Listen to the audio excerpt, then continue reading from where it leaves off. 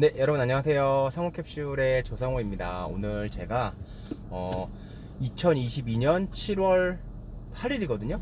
근데 지금 부동산 시장 어떻게 될지 여러분 진짜 모르시겠죠?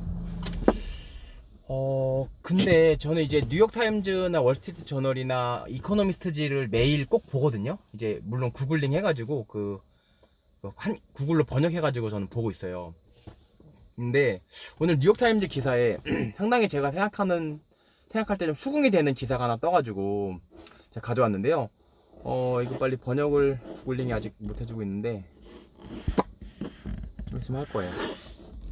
영어로 봐도 못 볼 건 아닌데 영어로 보면 시간이 걸리니까 보면 이제 미친 주택 시장은 어떻게 된 거야? 라고 이제 뉴욕타임즈에서 얘기를 하고 있는데 주택담보대출 금리가 오르고 있습니다. 라고 하면서 말을 시작하는데요. 결국 얘네들 주장은 뭐냐면 지금 그러니까 우리나라는 그러니까 지금 22년 7월 8일이고 21년 추석 때, 그러니까 9월, 10월 때부터 딱 끊겼어요. 뭐가 끊겼냐면 거래가 끊겼어요. 거래가 끊기면서 매매가가 조금씩 떨어지고 있었단 말이죠.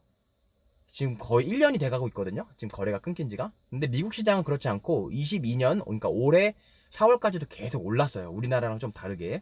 근데 미국조차도 주택 모기지 금리가 오르면서 미국조차도 지금 약간 하향세로 돌아서고 있고 구매자 우위 시장으로 되고 있다라는 게 지금 이 사람들의 어떤 진단이에요. 그럼에도 불구하고 여기 보면 미국 주택 시장은 중추적인 순간에 있습니다. 중요한 순간이다. 하지만 정확히 무엇으로 전환하고 있습니까? 미국 시장이 어떻게 될지 한번 얘기해 보자. 뭐 그런 그런 거예요. 근데 여기 뭐 여러 가지 얘기를 하고 있는데, 근데 이제 얘네들 얘기는 지금 번역하는데 또 시간이 좀 걸리네요. 얘네들 얘기는 내년 봄 정도까지만 매매 가격이 좀 주춤주춤하고 조금 떨어질 수 있고 그 이후부터는 다시 오른다. 다시 오르는데 2021년, 2020년처럼 10% 이상 상승할 일은 없고 한 5%에서 10% 사이로 오를 것이다. 언제부터? 내년 봄이나 여름 이후부터. 라는 게 얘네들의 이 뉴욕타임즈 오늘자 기사의 의견이에요. 근데 사실 저는 되게 동감하는 게 지금 솔직히 말씀드리면 여러분, 저 용산에서 부동산 하거든요. 부동산 하는데 그러니까 전세값 떨어지고 있어요. 월세값 떨어지고 있어요. 그리고 아파트값도 떨어지고 있어요. 근데 무서운 거는 어저께 제가 50억짜리 아파트를 한 개를 팔았는데 그 50억짜리 아파트를 내놓은 지, 다시 말해서 사람들한테 공개한 지 하루도 안 돼서, 그러니까 처음 공개하고 한 3시간 만에 팔렸어요. 근데 그 산 사람이 누구냐? 굉장히 우리나라에서 그러니까 투자해서 굉장히 뭐 책도 많이 쓰시고 상당히 이름 되면 알만한 분이 사셨단 말이에요. 그분이 아무 생각 없이 사셨을까요? 저는 그렇게 생각하지 않고 지금 사람들이 돈은 있어요. 돈도 있고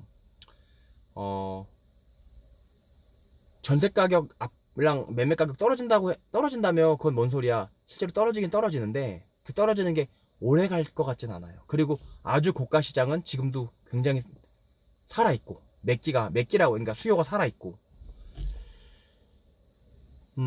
그리고 조금 딴 얘기 잠깐 해보면은 여러분들 언론에서 근데 저는 부동산을 하니까 완전히 시장에 딱 땅에 붙어 있잖아요. 근데 부동산을 하지 않으면서 이제 부동산 전문가분들이 하는 얘기 중에 정말 틀린 것 되게 많거든요. 대표적인 게 금리가 오르니까 전세대출 받으면 이자 낼 게 많으니까, 이자가 오히려 더 많으니까 차라리 올전세를 해가지고 올전세 하면서 일부는 대출 받아서 그 전세대출 이자를 내느니 그거보다는 더 싸게 반전세나 월세로 가서 차라리 월세를 내는 게 낫다.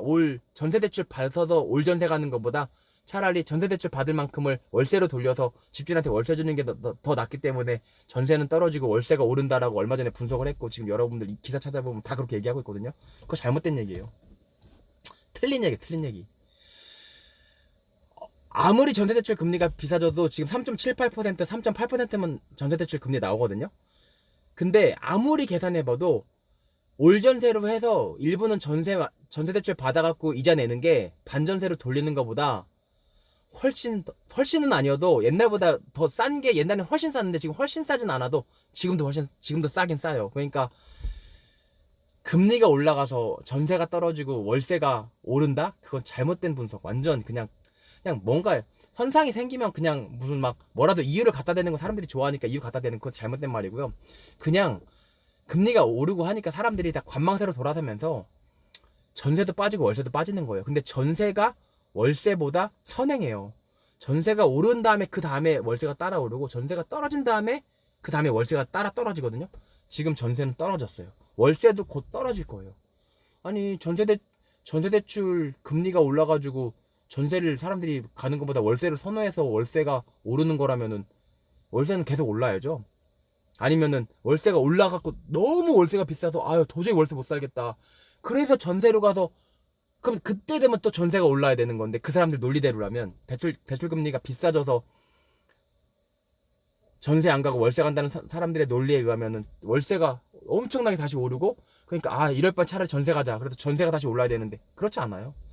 그냥 대출이랑 관계없이 지금 전월세 빠지는 거는 전세가 빠졌고 이제 월세가 곧 빠질 거예요. 왜냐면 전세가 월세의 선행지표니까. 그럼 왜 빠지느냐? 그 이유는 제가 볼 때 그냥 관망세여서 빠지는 거예요. 관망세여서. 그 이유는 솔직히 모르겠어요. 저도. 그냥 빠져요. 비수기라서 빠지는지 이유는 모르겠어. 모르면 모른다고 말하는 게 솔직한 거거든요. 지금 6분인데 빨리빨리 할게요. 그래서 딴 얘기 할 거 없이 그만큼 지금 막 이름만 되면 알만한 투자자들은 아주 막 50억짜리 아파트 사고 있다는 거예요. 근데 이제 그 얘기를 여기서 하고 있어요. 보면 미국 같은 경우가 그렇대요. 뭐 한 달 원리금으로 한 미국 중산층 가정이 한 200만 원 정도 내는데 지금 금리 올라서 300만 원 내니까 그만큼 이제 집을 못 산다. 이제 그런 얘기를 쭉 하고 있습니다. 근데 왜 이렇게 오늘따라 이렇게 얘가 자꾸 그게 안 될까요? 원래 번역 잘 되는데 참 영상만 찍으려고 하면은 이렇게 말썽 비우는 것도 진짜 그것도 신기해요. 네. 이 보면은 상당히 뭐 어쨌든 그러면 뭐 이제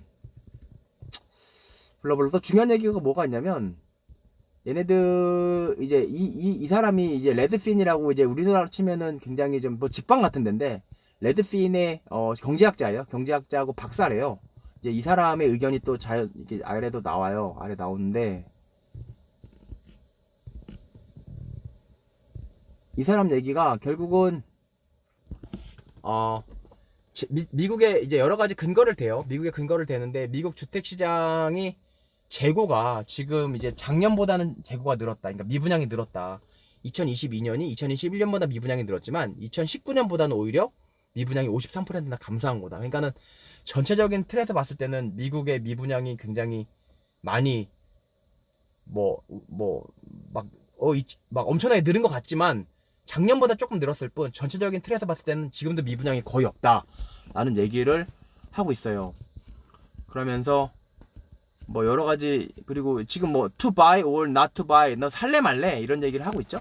살래 말래 이런 얘기를 하는데 이 사람들 얘기는 여전히 판매자의 시장이다. 그러니까는 구매자의 시장이 작년보단 구매자의 시장이지만 여전히 판매자의 시장이다. 그리고 미국 주택 가격이 40만 달러, 우리나라 돈은 4억 5천만 원 정도 된다. 그러니까 우리나라 서울 아파트값이 굉장히 비싼 거예요. 근데 물론 미국 맨하탄 아파트는 더 비싸지만 맨하탄 주택은 더 비싸지만 어쨌든 미국의 주택의 미드 가격, 중간 가격이 한 4억 5천 정도 된다는 거 우리가 한 개 배울 수 있고 그리고 굉장히 믹스드 시그널, but with so many mixed signal. 굉장히 시그널이 혼란스럽다. 그러니까는 뭐 금리는 오르니까 떨어질 것 같은데 또 돈은 많고 막 50억짜리 아파트는 팔리고 굉장히 혼란스럽다. 구매자들은 내년 여름이나 심지어 봄을 기다리고 싶어 할 수도 있다. 더 떨어지면 사야지 하고 기다릴 수 있다는 거예요. 근데 이 사람들은 얘기는 그걸 기다려서는 글쎄 뭐 이렇게 당신한테 좋은 기회가 올 것 같진 않다 라는 얘기를 지금 하고 있어요. 그러면서 당신이 판매할 생각이라면, 그러니까는 너가 만약에 셀러라면은 한 1년 전 가격으로 팔아라. 여기 보면 너 이제 끝났다. 판매자들이 기대를 재설정해라. 뭐 옛날만큼 막 서로 주세요 막 이런 시대는 간다라는 얘기를 하고 있어요. 그리고 보면 1년 전에 받았을 만한 가격에 팔 수 있다. 그러니까 지금 전 세계 시장 돌아가는 분위기를 아시겠죠? 이건 렌트 얘기고 렌트 얘기는 뭐 됐고요. 근데 아니 한국어로 잘 나오면 제가 조금 더 재밌게 말씀드리고 싶은데 네, 그때 중요한 얘기를 빼먹었을까봐 제가 한번 스크린 해볼게요.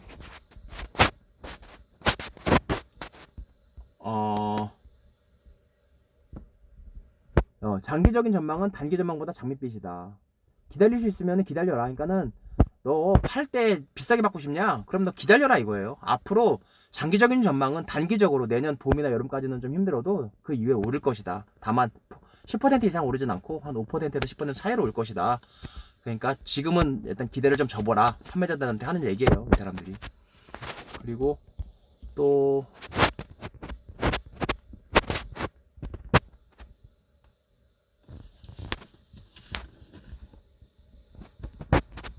참, 어쨌든 뭐 그런 얘기를 하고 있어요.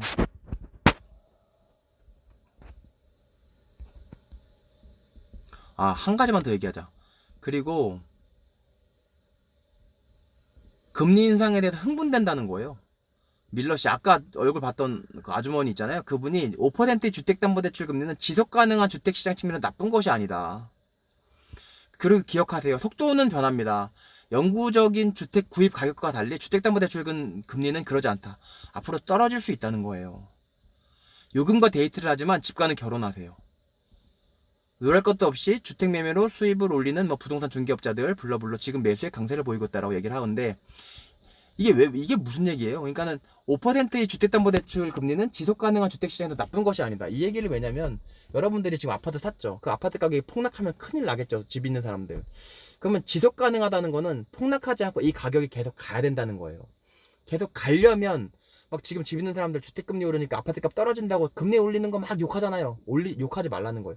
주택금리가 올라야 네가 갖고 있는 집 가격이 지속 가능하다. 앞으로도 계속 스테이블하게 유지될 거다. 왜 그래? 금리가 안 오르고 금리가 계속 낮으면 돈 없는 사람들도 이빠이 금리 땡겨서 계속 아파트를 사요. 그럼 아파트 가격이 계속 올라. 그럼 좋아할 게 아니라는 거예요. 왜? 2008년 리먼 브러더스 때 그래가지고 갑자기 사람들이 채무 불이행하기 시작하면서 폭락한 거잖아요. 다 경매 넘어가고 금리 싸서 막 거품이 엄청 깨는 거지. 그러니까는 야 너 금리 오르는 거 금리 올라 아야 금리 때문에 내 집값 떨어져라고 싫어하지 말고 금리가 올랐기 때문에 적어도 지금 네 집값이 유지가 앞으로 지속 가능하게 될 거고 내년 여름까지는 좀 힘들어도 그 다음부터 다시 완만하게 상승할 거다. 그러니까 금리 오르는 거를 너무 욕하지 말아라 이 얘기를 하는 거예요. 그리고 속도는 변한다. 그러니까는 다 변하니까 어쨌든 뭐 이 사람들 의견이에요. 막 사라고 막 하진 않죠. 사라고 하진 않죠. 굉장히 좀 뭐랄까 중립적인 위치를 지키면서 그래도 좀 품격 있게 기사를 쓰려고 노력했어요. 제가 그래서 뉴욕타임즈 기사를 보면 우리나라 기사를 보잖아요, 여러분. 우리나라 기사는 약간 그거예요. MSG가 좀 많아요. 근데 미국 기사는 좀 담백해요. 아까 5% 금리 인상이 흥분된다. 지속 가능한 가격을 하는 지속 가능한 가격을 위한 것이다. 싫어하지 말아라고 말한 사람이 이 아주머니예요. 아주머니인지 뭐 아주머니죠? 네, 어쨌든 그래서 굉장히 MSG가 좀 적고요. 근데 굉장히 저는 이 말에 동의해요. 이 사람의 미국 감정평가사예요. 그래서 미국의 미친 주택시장 어떻게 된 거야? 한마디로 말하면 지금 수요는 살아있다. 그리고 내년 한 봄, 저는 봄까지 여름까지도 안 갈 것 같아요. 봄 정도에서 다시 조금씩 움직일 것 같다. 그리고 제가 부동산 느껴보니까 50억짜리 아파트가 나오자마자 그날 그냥 오전에 팔리더라. 도움이 되셨나 모르겠네요. 어쨌든 조성우였습니다. 저는 이제 오늘 금요일이어서 운동 좀 빡세게 하고 배드민턴 치잖아요. 운동 빡세게 하고 이제 집에 얼른 가야죠. 네, 그럼 조성우였습니다. 고맙습니다.